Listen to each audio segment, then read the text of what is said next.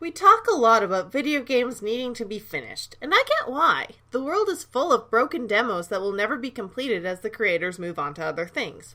But if you've ever looked into making games yourself, which is easier than ever when you can grab a few friends and sign up for one of many themed game jams throughout the year, sometimes you need to get a little perspective, because what you thought was an outline for a tiny little demo with simple controls turns out to be way too big for your team to handle.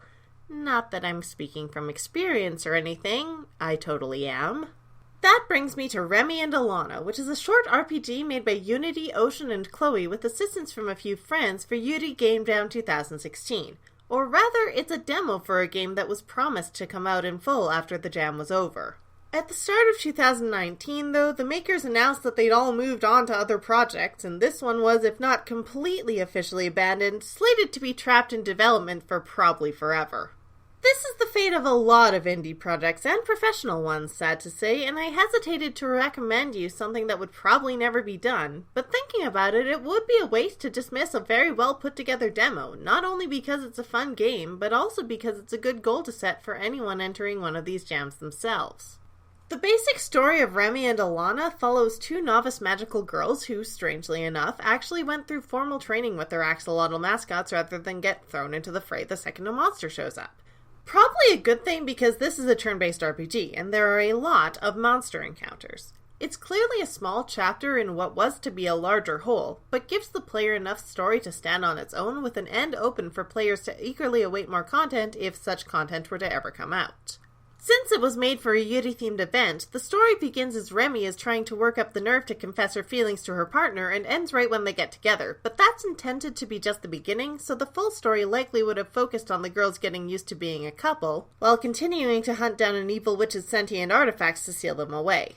This does seem to be made by people who like magical girl stories, or at least they don't actively hate them like most producers of the grimdark stuff. There are a few subversions, like what appears to be a power of love deus ex machina actually just being something unrelated, and the stuff you find in shallow parodies pops up, like an overly extra transformation phrase or a Sailor Moon shoutout. But it all seems very tame and in line with what magical girl fans actually want.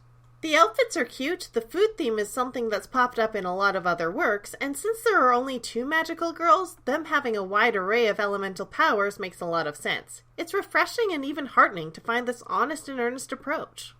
Gameplay is pretty simple, which is always good to keep in mind when you're building a demo. It's something I always had to be told to trim down a lot. The monsters have elemental strengths and weaknesses, as well as, it appears, physical weaknesses like weapon type.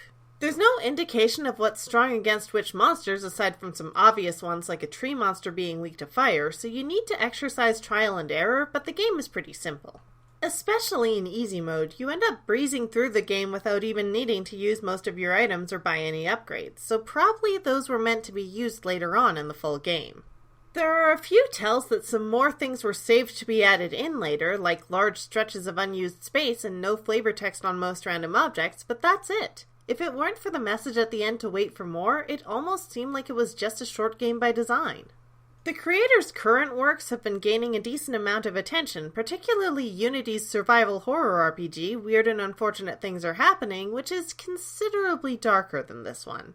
But if you need a smile and can spare an hour, or you need inspiration for the next time you try to make something new, check out Remie and Alana. It's short and it's free, so there's not much to lose. This is Secret Identity Studio, and now I just want ice cream.